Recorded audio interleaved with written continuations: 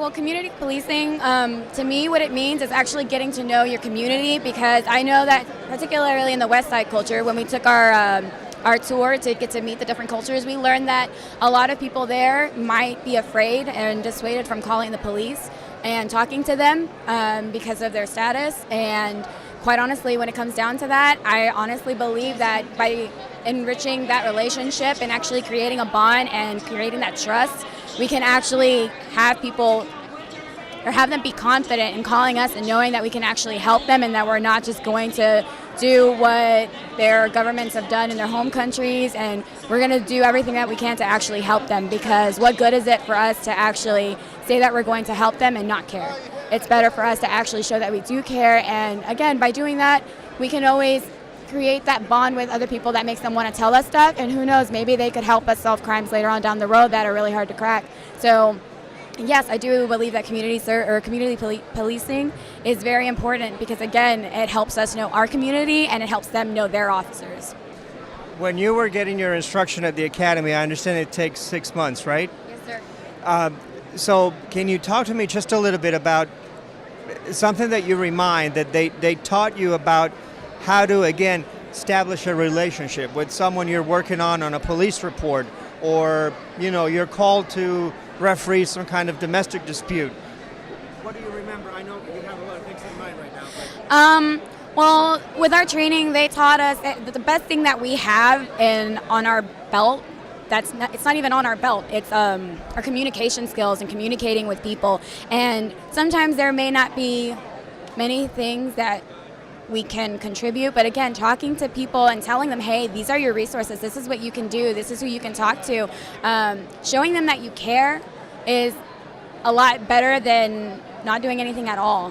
Where if you show them that you care, then again, it goes with the whole community policing thing, where they will be more inclined to call the police if they have to, and they'll be more willing, rather than thinking, oh, this officer didn't do anything for me, they don't care.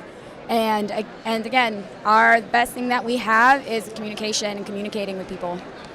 Also, it's probably a very rhetorical question, meaning we already know the answer in advance, both of us, but part of what I'm going to touch on in the story as well is, as you know, the mayor wants to expand the police department. He would like to have, give or take, 500 more officers by 2020, and that would expand the number of patrol officers to approximately 5,700 in about 3 years or so. One of the effects of that, in theory, would be that when you're doing your beat, you might have more time to interact with the public, because in that case, since there's more workforce, there's more human resources, 911 calls are not piling up and things like that. I know you're just about to start your job, but even then, based on your instruction, how do you think that could help you, the fact of not being stressed in terms of time? Well, obviously, if we had more time to go and interact with the people who called us, then we can actually better help them. And rather than making them feel like when they call the police because something happened to them.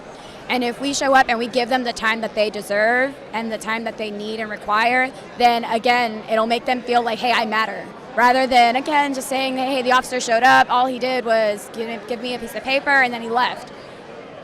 Again, that's not really good policing to me, and it's one of those things where, yeah, like, you go to the call, get to know what's wrong with them. Then that way, maybe they'll be more willing to call the police, and maybe they'd be more willing to help you in whatever you need.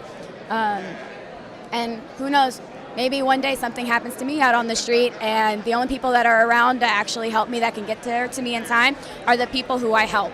And knowing that and saying that, hey, I'm going to go out there and I'm going to treat these people with respect, and hopefully, if for whatever reason, God forbid, I actually need help one day and my partners can't get to me in time, I'm hoping that a citizen will be willing to help me when I need it.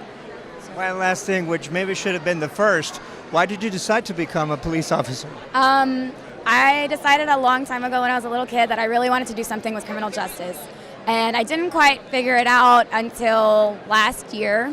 I did an internship with Fort Bend County and their crime scene unit, and I realized that I had a passion for all of this stuff, the science, the interacting with people, and I realized that this is what I wanted to do. I went to school, I finished my degree in 3 years, and the moment that I could get into the academy, I did, and again, it's just a passion of mine. Like, this is what I was born to do. So.